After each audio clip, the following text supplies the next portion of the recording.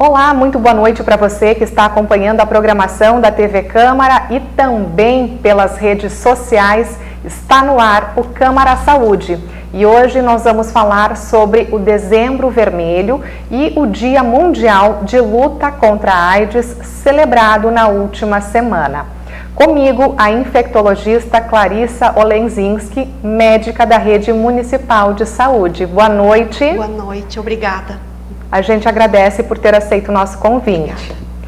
Bom, para iniciarmos, doutora, o que você acha que é mais importante que o público saiba e que o público entenda a respeito da AIDS, especialmente neste mês dedicado à conscientização da doença e nesse período em que celebramos o Dia Mundial de Luta contra a AIDS? Então, Paula, penso que o que a população mais deva prestar atenção e saber é que o HIV é uma doença como qualquer outra, né? Apesar dos estigmas que a gente ainda vive em relação ao HIV, ele é uma doença como qualquer outra e que tem tratamento, né? E uma doença que tem tratamento gratuito também em todo o nosso país, né? A medicação ela é toda gratuita e essas pessoas elas têm, todo mundo tem acesso ao tratamento do HIV. Os pacientes podem ter uma qualidade de vida muito boa, né? Então eu penso que a gente tem que tirar esse peso da doença, né? E tentar normalizar como uma doença crônica, se comparando a outras doenças que a gente tem. De que forma a gente pode fazer isso? É levando informação para essas pessoas, para os pacientes, para os familiares, para a população em geral? Pensar que todos nós estamos em risco, né? Que não existe mais grupos de risco, né? Os grupos de risco são uma denominação já um pouco antiga, né? De grupos que tinham uma maior exposição, uma maior chance de contrair o HIV. Porém, todos nós estamos em risco. Acho que pensando nesse sentido, toda a população deve se testar, deve em algum momento da vida fazer um teste de HIV, fazer as outras ISTs também que podem ser feitas junto com o HIV e, se positivo, procurar tratamento, procurar aconselhamento para que consiga manter aí uma vida legal. O tema do programa de hoje é o Dezembro Vermelho. Assim como nós temos Outubro Rosa, Novembro Azul, temos o Dezembro Vermelho exatamente para chamar a atenção sobre este tema. E estas campanhas de conscientização também elas vêm a somar nesse ponto, especialmente, né, claro, de levar informação, mas para quebrar muitos tabus. Como elas têm evoluído ao longo dos anos? As campanhas, elas... Todo ano elas são feitas, né, principalmente em dezembro, né, que se estimula a testagem rápida. E esse ano, né, nesse ano de 2023, a gente gostaria de dar ênfase ao uso das medicações preventivas, né, que eu acho que a gente vai falar também, como uma forma de evitar a transmissão da doença. A gente vai, sem dúvida, destacar esse ponto, mas já que nós estamos falando da campanha, no dia 1º de dezembro foi realizado aqui em Passo Fundo várias ações. Foram realizadas várias ações, várias atividades, como distribuição de autotestes e aquela testagem rápida. Exatamente. Mas não vai ser apenas no dia 1º de dezembro, e sim o mês todo. Então, como que a população pode ter acesso a isso? Os testes rápidos, é importante colocar para a população, eles não exigem pedido médico, então o paciente ele pode ir espontaneamente à unidade de saúde. Eles estão disponíveis no SAI, que é o Serviço de Atendimento Especializado, que é onde a gente faz o tratamento desses pacientes. Os CAIs também têm teste rápido e as unidades básicas também. Então, os testes rápidos, eles não precisam ser agendados, eles não necessitam de jejum e nem de pedido médico. 20 a 30 minutos no máximo a gente tem o resultado, são resultados fidedignos, eles são resultados que a gente confia com muita tranquilidade. Então, os testes, eles evoluíram de uma maneira a tal ponto que hoje eles substituem até uma coleta de sangue. A gente confia neles com muita tranquilidade. Então, a população pode procurar a testagem. Grande parte já fez em algum momento da vida, mulheres já fizeram na gestação, coleta do preventivo, mas muita da população ainda não fez. Então, é interessante procurar. Ele é semelhante àquele teste que faz a picadinha no dedo para testar a glicose? Isso, exatamente. Então a gente faz uma picada ali no dedo com agulha, né? Esse sangue ele é distribuído no material, e além do HIV a gente aproveita e testa junto as hepatites e a sífilis, né? Você já consegue ao mesmo tempo, com uma amostra muito pequena, já fazer o teste das 4 doenças. Certo. E qual é a realidade hoje em Passo Fundo? Como uma das médicas da rede pública de saúde, como infectologista, tens esses números para passar para os nossos telespectadores? Então, hoje em Passo Fundo, a nossa média de casos, né, por ano, por 100 mil habitantes, ela fica em torno de 22 casos. Então, 22 casos para cada 100 mil habitantes ano, né? Nós temos hoje, em média, 1.500 pacientes em tratamento, somente lá no SAI, né?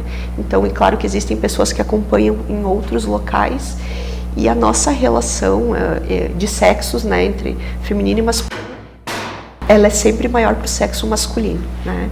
Homens normalmente têm uma razão aí de 2, de 1,5 para 1 em relação às mulheres, eles acabam tendo mais casos de HIV. A tendência é de alta ou de queda? De queda. A tendência desse ano, que ainda não tem os dados completos, mas a gente já está no final do ano, nós já conseguimos ver a evolução, a tendência é de queda. Após a pandemia, houve um boom de casos, se é assim que a gente pode dizer, e casos de doença, né? Não só casos de HIV, mas pessoas já doentes pelo vírus HIV, pessoas com AIDS propriamente dita, né? E agora essa tendência, nesse ano que a gente tem observado, é a diminuição dos casos. A que se deve essa boa notícia? Nos últimos anos entraram novas estratégias de prevenção, além das estratégias básicas que a gente tem, que é o uso do preservativo, né, o cuidado das relações, que são estratégias aí que já estão batidas, né, elas são de conhecimento de toda a população, são eficazes, mas elas têm uma baixa adesão, né? Então outras estratégias vieram somar. Quais que são? É o uso das medicações preventivas, né, a PrEP e a PEP. São duas modalidades de uso de medicação antiviral. A PrEP é o uso, a gente chama de PrEP, pois é profilaxia pré-exposição, né? Isso que significa a sigla. A gente usa uma medicação antiviral continuamente ou quando for necessário, e o paciente vai ter que ele sabe que vai ter uma exposição desprotegida, então ele evita de ter o contato com o HIV. E existe a PEP também. A PEP é a profilaxia pós-exposição. Então, o paciente, após uma exposição de risco, em até 72 horas, que são 3 dias, né, após a exposição, ele pode começar essa medicação e manter ela por 28 dias. Essa também é uma estratégia que evita a transmissão do HIV. Então, usando essas duas maneiras aí de prevenção, a gente vê que a adesão a elas é bem boa, né, que as pessoas têm uma boa adesão a essa medicação, e como é uma medicação com pouquíssimos ou nada de efeito colateral, então os pacientes conseguem levar aí o uso da medicação sem grandes problemas. E 100% eficazes esses 100% dois medicamentos. Se iniciados no momento adequado, né, com certeza 100% eficazes. Doutora, muita gente acabou criticando, né, Sim. o uso destas medicações, Sim. Já que haviam outros métodos para se proteger, né? Mas o que foi percebido com o passar do tempo é que as pessoas não aderiram ao uso, por exemplo, do preservativo, e os casos estavam aumentando, né? Então, apesar de termos, as pessoas não usavam, e agora sim, com a medicação criticada, a gente tem essa boa notícia, a gente tem essa boa notícia. Também essa medicação é disponível gratuitamente.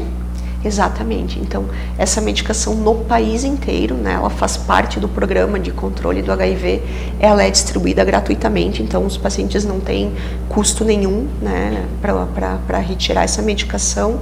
Hoje, aqui no município, ela está disponível lá no SAI, hoje é o SAI que faz o manejo, né, dessas profilaxias. Porém, existe uma ideia já no início do ano, de a gente descentralizar, né? A gente ter outras unidades que também possam oferecer esse tipo de atendimento. Porque a gente entende o uso da medicação preventiva é uma estratégia de prevenção.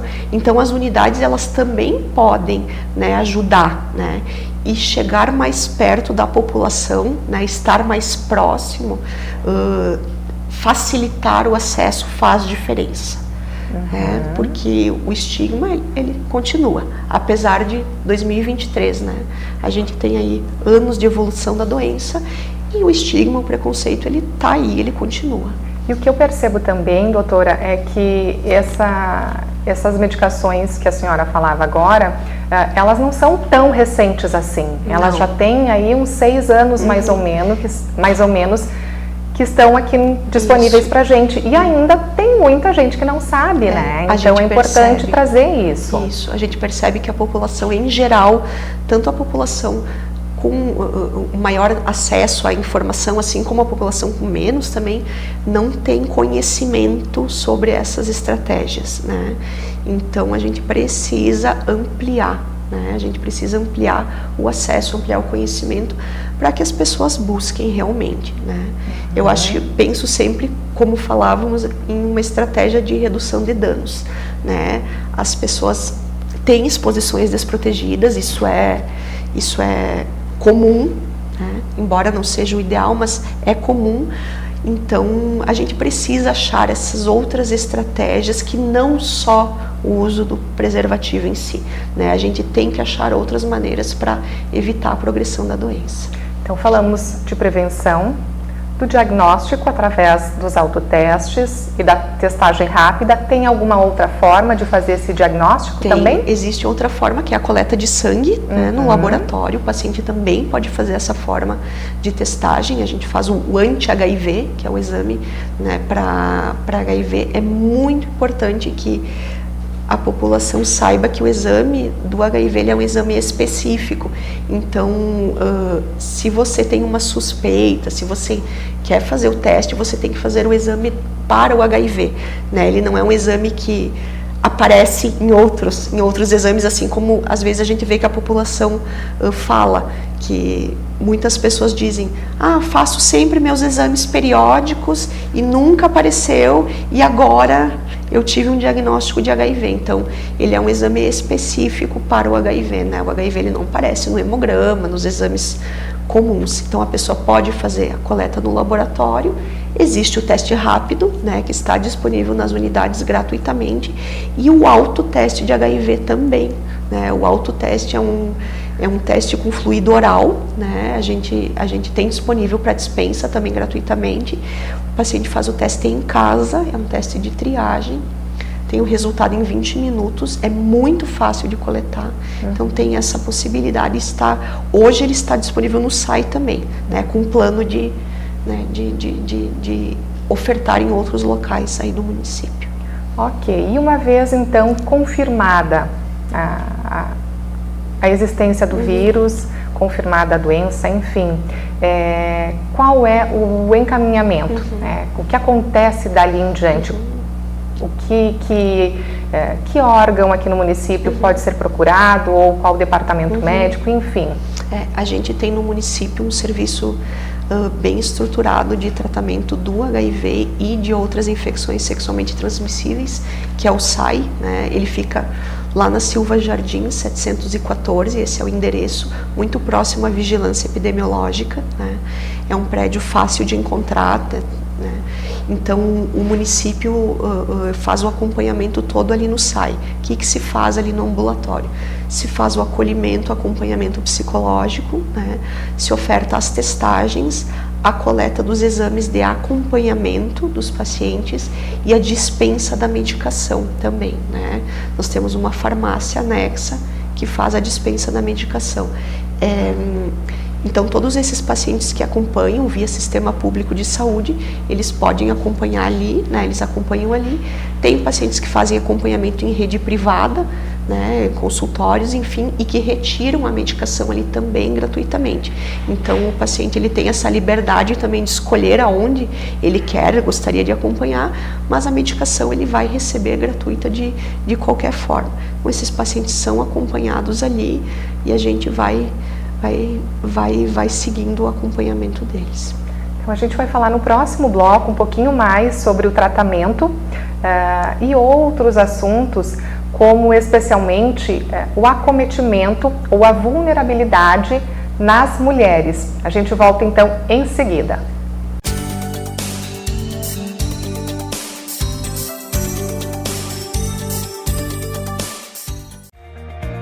O que é importante para você é importante para a Câmara. A Câmara de Vereadores tem compromisso com a comunidade e transparência na gestão. Por isso, debater as necessidades da comunidade faz o trabalho do Legislativo ter muito mais resultados para você. Com participação, as mudanças acontecem e os investimentos geram mais desenvolvimento e garantem um futuro melhor para a nossa cidade. Câmara de Vereadores de Passo Fundo, a casa dos grandes debates. O trabalho da APAI de Passo Fundo na habilitação e reabilitação de pessoas com deficiência intelectual e múltipla é destaque em toda a região.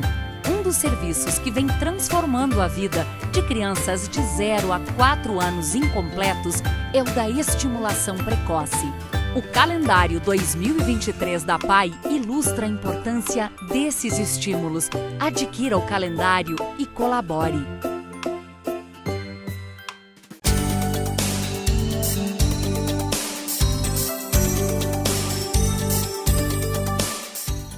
Câmara Saúde está de volta e nesta noite nós estamos falando sobre o Dezembro Vermelho, especialmente sobre o Dia Mundial de Luta contra a AIDS. Eu estou recebendo aqui no estúdio a infectologista Clarissa Olenkzinski, médica da Rede Pública de Saúde. Doutora, então nós ficamos de dar continuidade aos assuntos e iniciamos este segundo bloco do programa falando sobre tratamento. A terapia antirretroviral é o que a gente mais conhece hoje, então, quando o assunto é tratamento para HIV e AIDS. Isso. Terapia antirretroviral, o que ela significa? Uma junção de medicamentos, né, que é utilizada para o tratamento do HIV. Cada paciente ele tem o seu esquema de tratamento específico, né? Mas a grande parte hoje dos pacientes no país, né, como um todo, eles fazem uso de um esquema de medicações que contém 2 comprimidos diários, né? Então a grande parte da população usa uma quantidade de comprimidos muito pequena, né, da população que faz tratamento para o HIV. Então são medicações que hoje causam pouquíssimos efeitos colaterais, né, e proporcionam uma qualidade de vida bem interessante para os pacientes. Eu, pessoalmente, não gosto de dizer vida normal, porque você precisa ter alguns cuidados, né, mas é uma qualidade de vida muito, muito boa, né, os pacientes estão aí trabalhando, estudando, viajando, fazendo suas atividades de forma legal e levando a sua vida. E a gente realmente percebe esse avanço que a doutora está falando, porque hoje, então, são 2 comprimidos. No passado, era realmente um coquetel. Exatamente. Né? Eram muitos comprimidos que tinham que ser ingeridos para fazer esse tratamento. O termo coquetel justamente se refere a isso, né? Uma quantidade muito grande de comprimidos. Nós tínhamos, não há muito tempo atrás, 7, 8 anos, medicações que necessitavam de geladeira, né, que não podiam ficar, né, em temperatura ambiente, que necessitavam de conservação diferente, em temperatura e tudo mais. Então, isso mudou muito, né? Os pacientes tiveram um benefício muito grande com o avanço da terapia antirretroviral. Então, pacientes mais antigos, né, que usavam aí 10, 12, até 15 comprimidos num passado não tão longe, hoje usam 2 comprimidos. A gente tem até esquema com comprimido único diário, né? Existe isso também no país. Então, esses pacientes, eles evoluíram na sua qualidade de vida. Como que é a atuação destes remédios, então, no organismo do paciente? De que forma que eles vão atuar? É para controlar algum sintoma, para controlar o vírus? Como que funciona? O que eles fazem? Eles impedem a multiplicação do vírus. Né? Eles impedem a multiplicação do vírus. Porque quando o vírus não tem tratamento, não recebe a medicação, que ele faz? Ele vai destruindo as células de defesa da gente, né? Então, se uma pessoa com HIV não realizar o seu tratamento, não receber a medicação, a imunidade dela progressivamente vai baixando até que aconteça uma situação, uma infecção um pouco mais grave. Os pacientes perguntam, e até a própria população, por que é que se a gente consegue controlar a multiplicação do vírus com a medicação, né, a gente fica com o vírus latente, digamos assim, por que a gente não cura essa infecção, né, se a gente não tem mais vírus aí circulando, né? Micro-organismos sempre são espertos, né, eles se escondem em determinados locais no nosso organismo, onde a medicação hoje ainda não consegue chegar. Então, por isso que a infecção acaba se mantendo, né, que é a questão da cura do HIV, que muito se fala, né, mas a gente tem essa dificuldade. A medicação, ela chega muito pouco nos reservatórios do HIV que ficam no organismo da pessoa que está infectada. Então, a cura, ela tem essa dificuldade também por esse motivo. E vacina? Vacina, hoje a gente não tem nenhuma disponível para uso, né, nenhuma aprovada, nenhuma disponível para uso, né, o que se vê que existe uma dificuldade em criar vacinas eficazes para o HIV, porque ele é um vírus que muta muito, né, vírus normalmente fazem isso, eles são espertos, né, eles acham formas de sobreviver, então ele é um vírus que muta, que tem muitas mutações, ele vai se defendendo, né, então a vacina ela acaba não sendo eficaz por conta disso. O que a gente produz agora, daqui a um ano já não funciona mais, né, que é diferente de outros vírus, né, que a gente vacina Covid, gripe, enfim, né, essas outras vacinas aí que a gente tem, que tem uma eficácia muito boa.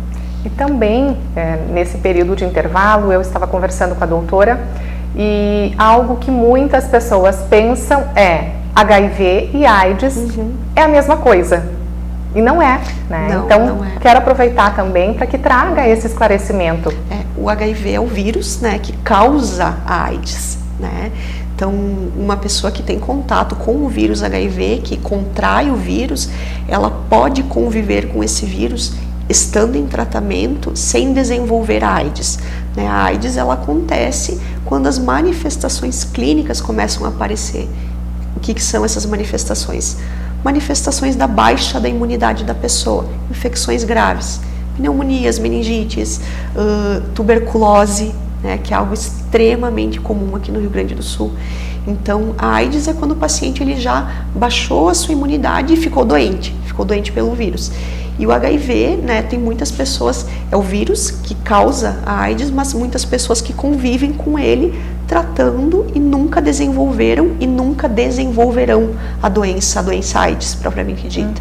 Então, o ideal sempre é a gente pegar o paciente no início, né, sempre não tendo chegado ao estágio da AIDS em si. E quais seriam os grupos mais suscetíveis, mais vulneráveis? Me recordo que a senhora disse que o termo grupos de risco não deve ser utilizado. A gente evita utilizar porque todos nós estamos em risco, né? É uma infecção disseminada mundialmente, então todo mundo está em risco de adquirir o HIV, mas existem alguns grupos sim que são mais vulneráveis, né? Por exemplo, homens que fazem sexo com homens, né, pelo tipo de comportamento, então tem um risco maior. Profissionais do sexo também são, né, um grupo bastante vulnerável. Gestantes são um grupo vulnerável. Pessoas com múltiplos parceiros sexuais. Então essas pessoas, elas têm um risco maior, né? Elas têm uma exposição um pouco maior e elas estão em risco maior sim de adquirir o HIV. E por que as mulheres também estão mais suscetíveis, mais vulneráveis, como eu mencionei Pela anatomia da mulher, né, do genital feminino, existe uma área de contato muito maior com o vírus, né? Então é isso que explica a vulnerabilidade da mulher no contágio das ISTs, tanto do HIV como das outras, né? Pela anatomia do genital. A área de contato que é disponível para o vírus, digamos assim, ela é muito maior do que no homem.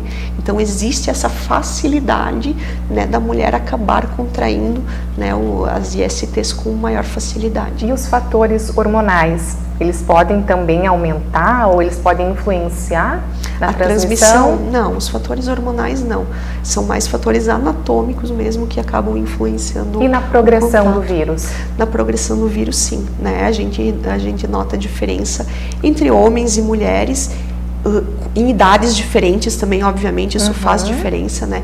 Idosos, os extremos, né, de idade sempre são mais suscetíveis. Como fica quando a mulher está infectada e está na menopausa? A mulher que está na menopausa, ela mantém o tratamento como as outras mulheres, né? A gente cuida algumas outras situações dessa mulher que está na menopausa, que são a perda de massa óssea, né? A osteoporose, né? Existem alguns medicamentos para tratamento do HIV que podem potencializar essa perda óssea, então a gente tem um cuidado maior nessas mulheres e que também, elas também podem ter um pouco de alteração da função dos rins, né? Então isso muda um pouco em relação à população em geral, né? Elas têm uma maior chance dessa progressão pela associação, né, na menopausa e com o uso da medicação, porque medicação, qualquer uma, pode ter efeitos colaterais, embora a gente saiba que é uma medicação segura, né? Ela deve ser acompanhada, né? Não é água, como a gente diz, então a gente precisa ficar sempre acompanhando como qualquer outra.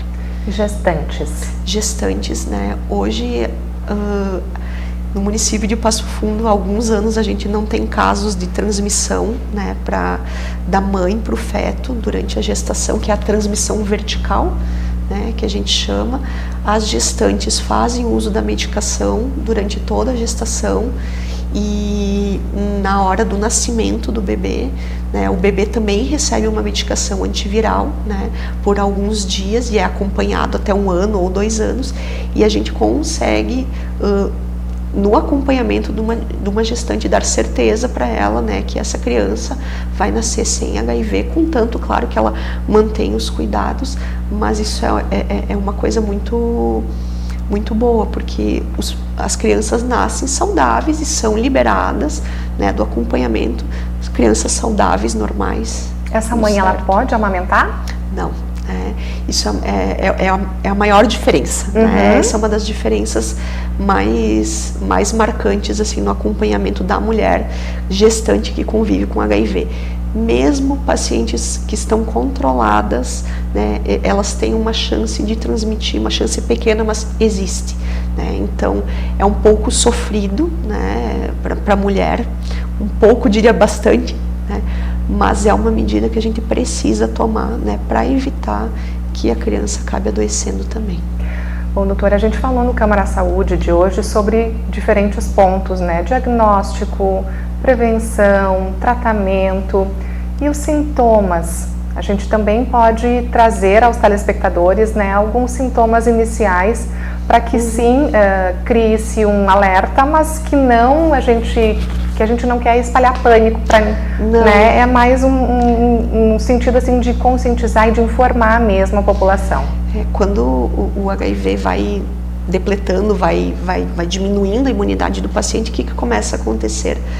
Perda de peso, diarreia, né, febre inexplicada, né, a pessoa vai ficando mais enfraquecida, né, vai notando essa piora do estado geral, assim, de forma progressiva, e nesse período podem surgir algumas infecções, né, infecções que demoram a melhorar, por exemplo, uma sinusite que é tratada e que melhoraria com um pequeno curso de antibiótico, não melhora tão rápido, né? Uma pneumonia que poderia ser tratada facilmente em casa, às vezes exige uma internação hospitalar.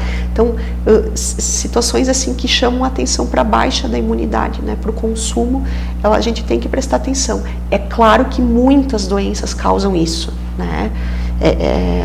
O HIV é só mais uma delas, mas a gente tem que pensar nele também como um diagnóstico. O nosso organismo é uma máquina bem complexa e não deixando de lado também a saúde mental, porque além de ter esse vírus ou de ter alguns sintomas, de estar fazendo o tratamento, de haver um tabu, um preconceito em torno do assunto, também tem a cabeça, né? A cabeça, ela também precisa estar em dia para conviver, para ter a sua rotina, né? E para lidar com tudo isso que aconteceu e que ainda vai acontecer nessa vida.